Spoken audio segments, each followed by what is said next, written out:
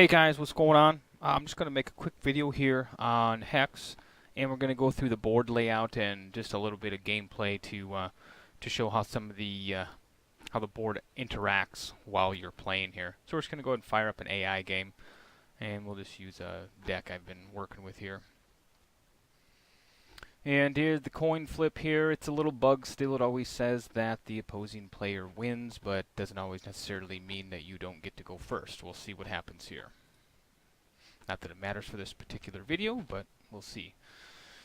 Alright, we'll just go ahead and keep the hand. We don't really care what it is. We're not in it to win it here. We're just going to show you how the actual board works. And we'll just let the AI finish and play through all of his turns, and we'll talk about the board here. Okay.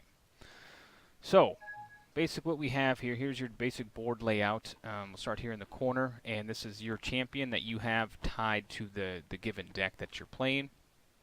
And here, the 8th shows how many cards I actually have in my hand currently. The 20 is the champion's health. And this little number here that's currently 0 is charges. And the charges are for your champion. This champion here, it takes 3 charges. And when you get 3 charges, you can create a worker bot and put him into play.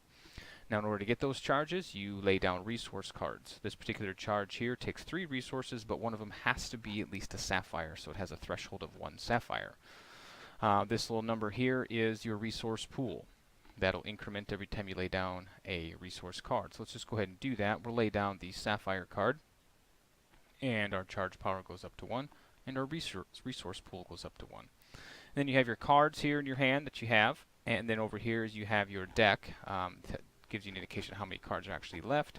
Any card that is destroyed will be put into the graveyard, and the graveyard sits right next to your actual deck, and you can actually view those throughout the game to actually see what has died and whatnot. Also, what we have here is we have the turn timer, and we also have what current phase we're on, and you can manage these phase stops by clicking. Normally you can click this, maybe it's this. Okay, you can manage your phase stops and where you want it to actually stop. Do you want to just continue going, this, that, and the other thing? By default it's off, so it always stops for you to, and asks for you to pass priority. I haven't messed around with this much at all. I don't think I will. I want as many chances to respond as possible. Okay, so now that we have our resource laid, there's nothing else that we can actually do at this point here. So we'll go ahead and continue. Continue again, and it's going to be the AI's turn. We'll go over some of the cards here. Let's just take a look at this card, for example. This card here costs 1 resource and has a threshold of 1 ruby.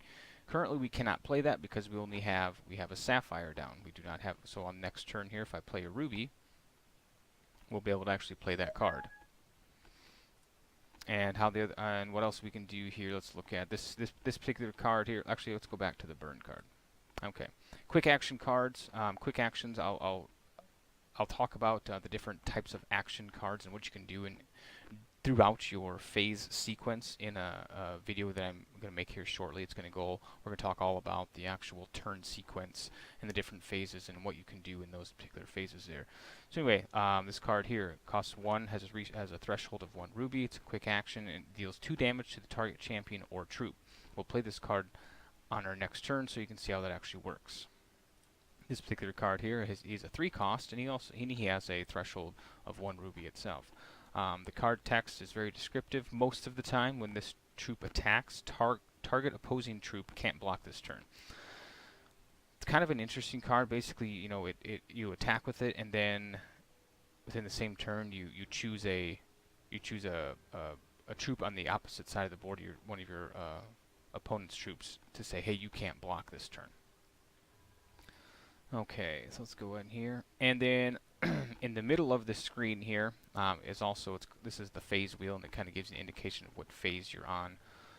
And when it is your turn, the half of the circle, this half here, will be in gold, and you'll see that when it comes back to be my turn here.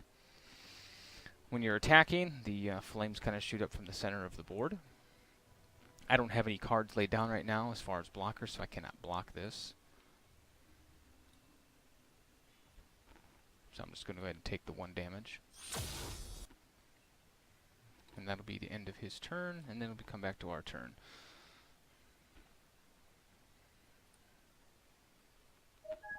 Okay, so now as you can see now the board's got the gold rings here that are lit up for us, indicating that is our turn. We'll go ahead and play a ruby resource this time. And then now, since we have met the requirements for this card here, it has the gold, the fiery gold box around it, meaning we can actually play this card. So let's go ahead and play the card. You can play it by just simply left-clicking on it, and then the little crosshairs will come up, and you can point to the card that you want to actually attack with it. It said targeting one champion or troop. Yes, we did that. Let's go and click accept, and it'll deal 2 damage to him and send it off to the graveyard, just as my burn card is used up and got sent off to the graveyard as well. So again, there's not a whole heck of a lot to the actual board. Just kind of gives you a layout of what it actually is. When you do lay cards down, they'll lay down right in this general area right here. And any like constants or artifacts that you lay down, like this one back here, air superiority is a constant. They kind of lay behind the actual board just to let you know that, hey, they're in play at all times, and so you can quickly get access to them and read them. Other than that, I think that's going to be it for this particular video here. Hope you enjoyed it. If you do, go ahead and click subscribe. Leave a comment below if you'd like, and I'll have another video for you soon.